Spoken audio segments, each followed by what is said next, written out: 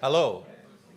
So I'm Nick Jackson, and I work for Not on the High Street as an engineering evangelist, which basically means that I just kind of run around shouting, no, that's not the right way to do stuff, which is fun. But in terms of my background, I'm a polyglot programmer. Go is my favorite language at the moment and has been for quite a few years now, since about 2013, when I was first introduced to it when I was working at Marks and Spencer.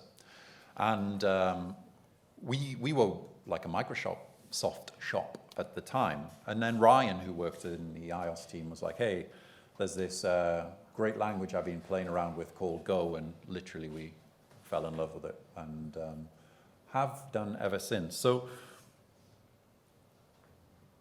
I kind of work on a few different things. I'm a big fan about open source software. I try to sort of maintain my own open source project for building and testing microservices called Minky.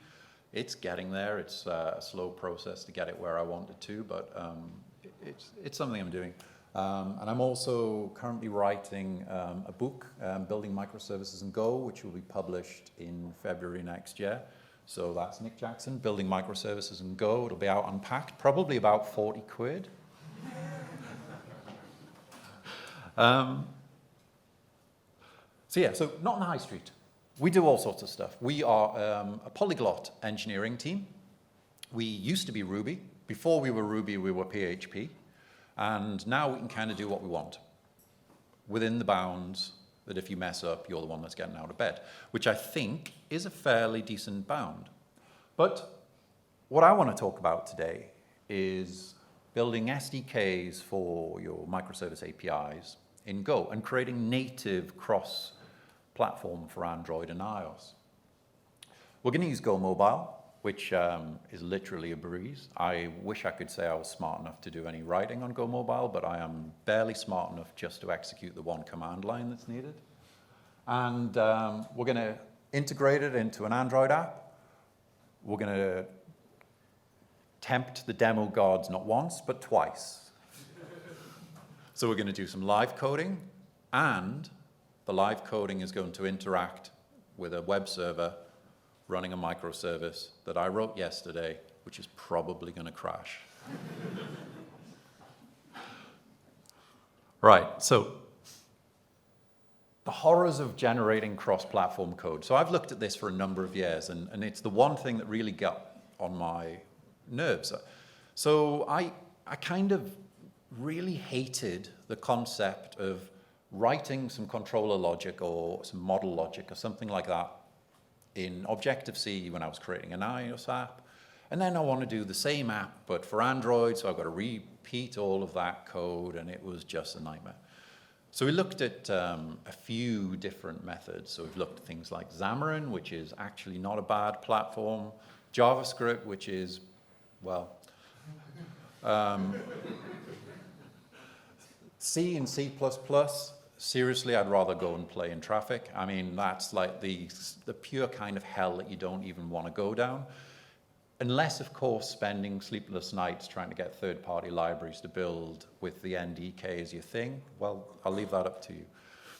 Then I kind of had to think about this, and I'm like, well, Go is kind of portable, and Go can interact with C, Go. And I'm like, why can't I run Go on iOS, because that can deal with C, and why can't I run Go on Android, because that can deal with C? So I tried, and I had to fish around, and I was using things like Swig to kind of generate the C wrappers for the Go code, which I could then, if I was building Android, use JNI and generate the Java that wraps the C, which wraps the Go. And on iOS, then it was actually pretty much just okay because I could just use C. But it was horrible. I mean, seriously, I wouldn't recommend it to anybody. And then I came across GoMobile. And when I first looked at GoMobile, I thought, oh, okay. And I read the docs, and I thought, you know what? This is actually rather nice. It seems to work. It compiles a native binary, which is what I want, and it does all of that horrible wrapping for us, which is exactly what you want. You don't want to be mucking around with that stuff in your build workflow. You want one command line, and out the other end, you get a native framework. So we got a use case. So we all work for Kitten. And Kitten is a social network for cat lovers. Now, it allows you to send a message, about 154 characters in length, similar to some other social networks. But it's an interesting use case. So we've had no control over the architecture. So we're app developers, and we just want REST. We don't want anything, but we don't make the decisions. The point-your-head boss makes the decisions, and the point-your-head boss says, because this thing's going to be so big, we're going to use RPC. It has to be fast. We need to be using binary protocols. It has to be streaming, low latency. Consequence, 0 users. Now, I think there's a reason for this. So, bit of audience participation. Raise your hand if you like writing APIs for obscure client-side, server-side interfaces. That was fairly expected. Oh, one person. Now, there's a reason for that. And apart from it being painful, it's wasteful, right? So who wants to volunteer me an answer as to why we should always write dry code? Anybody? No? Because it's fun repeating yourself. Yeah, exactly. I mean, but the key is in it, right? Don't repeat yourself. So why do we, when we're writing an API, allow hundreds, thousands, millions in the case of Kitten, nearly here, got the other one wrong. Why do we allow developers to do that? In effect, they're not being dry. They're repeating exactly the same lines of code time and time and time and time again. Now, I'm missing a slide, but I'm going to gloss over that. So why do we do it? We do it because we don't have the time, because there's always somebody trying to push us into designing a feature. Because we're a little bit lazy, right? Software engineering is all about the art of being lazy. It's about doing things efficiently and effectively, not repeating yourself, not spending hours writing bugs, hopefully. But the other problem around this is, how do you test this client? So in the case of Kitten, there's no sandbox. It's using a binary protocol, and it's TCP sockets. So you could use Wireshark or something, maybe, to try and sort of sniff what's going on. Like, anybody? Like, I mean, seriously. But this is quite common. And unfortunately, it doesn't have to exist like that.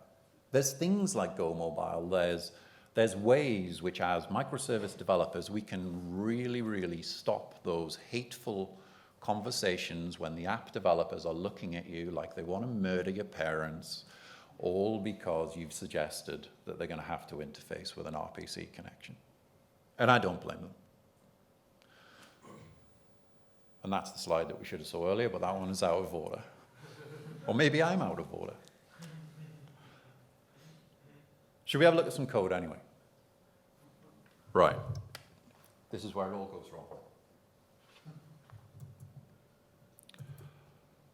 So the first thing, as I mentioned, we're going to be using gRPC, and we're going to be using Protobuffers. And this is actually a quite nice thing. So I'm a massive REST fan up until about a week ago, when actually now I think I love RPC. Well, gRPC. But maybe that'll change next week. But anyway, so the thing is about Protobuffers is you've got this DSL.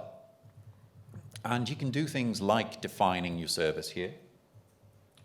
We have two methods on our service. We've got one which is meow for sending a message, and one for meow stream.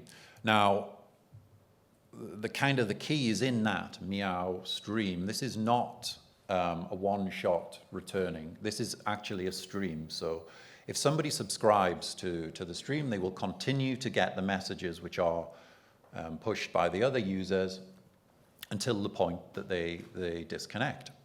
So we've got message. It's a very sort of straightforward, fairly easy to read DSL.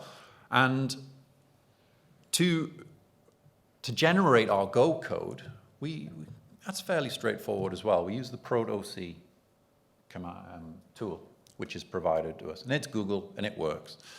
And it's version 3, so it's evidently got legs on it, so we don't need to be worried too much. Now, here is the downside, though. And this is a downside with quite a lot of code generation tools, is that it kind of generates code for machines, not humans. This is not bad. So this is our generated client, the gRPC. So we can kind of see it's got like a lot of ugliness in there, but then you can see the message, and we're using field tags and that sort of. We got a couple of methods, objects, blah, blah. It's not really the sort of thing that you want to read. And that causes a problem because this is the kind of file that you're going to either give your users to generate their SDKs, or you're just going to give them the proto file and you're going to expect them to sort of generate the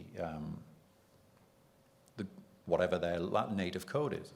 And that's not going to happen because people are going to sit and they're going to try and do it. After about 1,000 WTFs, they're going to give up. But so let's have a look at how we implement this. So what I've done is I've created a very sort of simple server. So the server implements our two interface methods, meow and meow stream. And if we look at meow, what we're doing is we're calling write on a broadcaster, and I'll get to that in just a second. But the interesting bit that I really want to kind of call out is this bit here around meow stream, because this is the bit that's going to cause your users the most trouble. So we're sending, we need to send the message. How does that get to the user on the other side? It's a stream. It gets to the user on the other side by calling stream receive. Now, stream receive is a blocking method. As a new message comes in the same way as the TCP listener works from an accept, it will just keep returning, it'll keep looping through and looping through and forever and ever and ever. Now, the first thing that the user of your SDK is going to do is they're going to ignore the fact that that's a blocking method, and they're just going to stick it in their code, and they're going to wonder why nothing's happening. I know this because I did it. Now, we try and kind of do, with our SDK, we can kind of save that sort of pain in using the power of Go. So we can kind of create our own method called readStream. And readStream takes a callback. And this is an interesting sort of part of GoMobile, because GoMobile can actually, you can pass it an object which can be then used as a callback into the native code. And when we look at the Android, I'll show you exactly how that works. And what is callback?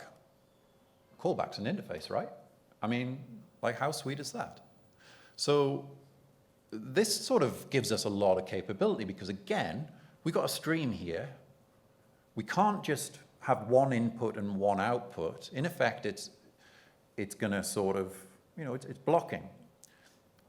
We're actually running in the background. So when we call read stream, we're running start read as a Go func. So read stream will return immediately, so the control can then resume in the application. But they're still going to get the messages as they come in because the background thread is then going to call callback every time we get a message, which is pretty cool, I think. So I think we should maybe have a look at how this works, right? And it all goes horribly wrong. So what I've done, I've created a very basic Android application. I would have done an iOS one as well, but I actually found out probably on Monday that OS X, Sierra, and GoMobile, and Xcode with the latest tooling, they don't play nice together. So lesson learned, do not upgrade your laptop to a beta operating system the week before you're about to be presenting at a conference. And then I've got another laptop which is hidden away somewhere in the house, probably in a drawer, so I couldn't do that either. But let's just stick with the Google thing and run Android, even though this is actually Java. So I apologize about that. Right, so we're going to create a client. So what we've actually done is we've created a module by importing the compiled native binary, the AAR that GoMobile has produced for us. And to produce that binary, it's ridiculously simple. So what I'm actually doing is I'm just running a simple make command here, but I'm executing the Protobuf to generate my Go code. And then this is the thing that's really interesting. This is all you need to create a native Android library in Go. One line, GoMobile bind. -v is just for verbose. I'm passing the target to Android. If I want to run iOS, it's as simple as saying iOS. I give it the output, and I tell it which package I want to build. Now, that is pretty awesome. And then to get that to work with Android, all I have to do is import that in Android Studio. It'll create the module for me. It'll do all of the various different importing bits and all that sort of stuff. And I can use it like it's a native Java API, because it is. So what I'm going to do is I'm going to create a new client.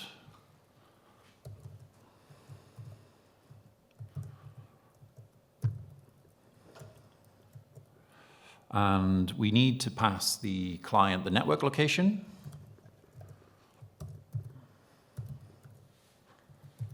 Oh.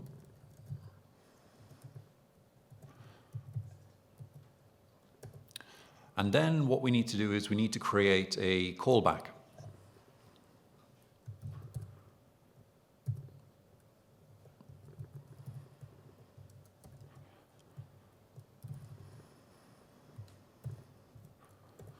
Thankfully, so Kitten callback is not it's an abstract class in Java. So I'm actually creating an implementation just in shorthand here. What I'm going to do is I'm going to call my update list method. And then all I need to do is read stream and pass it my callback. So the thing is about the way the GoMobile sort of generates the code is that the structure when it comes out can be quite alien for Java developers or for iOS developers, and that's because it quite often will generate you a static class, which is your package, and then there'll be a bunch of static classes in there, and that's mainly due to the fact that there's no real instantiation, right? So what I think is a really nice sort of trick around this is to think about that in terms of how you would use it as a consumer. And in essence, in kind of an object-oriented world, that's kind of like a factory.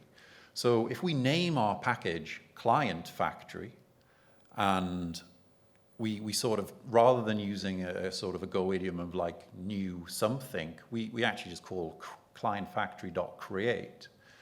Then what we've sort of done is we've given a sort of a more familiar feeling pattern to our end users. And it's literally just a little bit of naming. It's nothing fancy.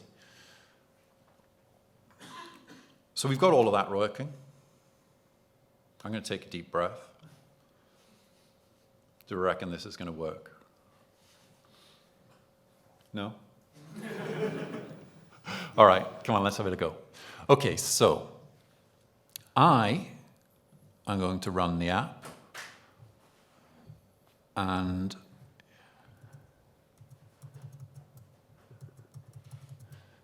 you can all go to kitter.demo.js.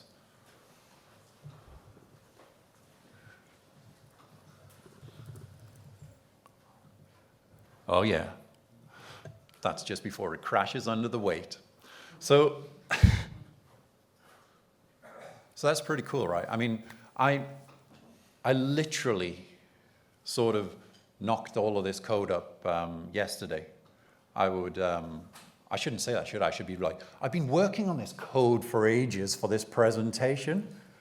But actually, my original idea for one of the sort of the code example I was going to show you really, really sucked. And this one kind of sucks, but it's a little bit better than the other one. But, you know, really simple code. There's no real work that you have to do in terms of the implementation. And actually, so the server that's running, which is serving up this web page here, which is also the RPC, the gRPC server, is all written in Go. Now, the neat thing about GoMobile is that if I wanted to, I could actually generate an Android native binary for this server. And then I could actually use that from inside of my Android app as well. Because basically anything that's Go, you can use it natively. And that's pretty amazing. So net HTTP, RPC, all of those native packages will quite happily run as a native because it's a static binary. I suppose the very final thing is we're using Protobufs, we're using things which can generate native language code, so why not just generate native language code? This is why. So this is the native language code for Java. Does anybody want to figure out how to build a client from that? Personally, I don't. And for one keystroke, one press of return in the command terminal, I get all of that. So source code is up github.com/gokitter. When I finally wrangle my laptop to work, I will do an iOS example as well, but trust me, it is as simple. Oh, there's a little plug there. Just saying. That's the plug that pays my wages. Truthfully, we do have a great team, and it is a great company to work for. If you do want to work in Go, you want to work in some stuff, albeit you have to work with Paul on the search team, but it's a great company. So there's a few of us around the conference. Hit us up if otherwise. And I guess we don't have questions, but I'm on Slack, the Gopher Slack. You can find me at Twitter, and there's that link again that pays my wages. Thank you so much, and I hope you enjoy the rest of the conference.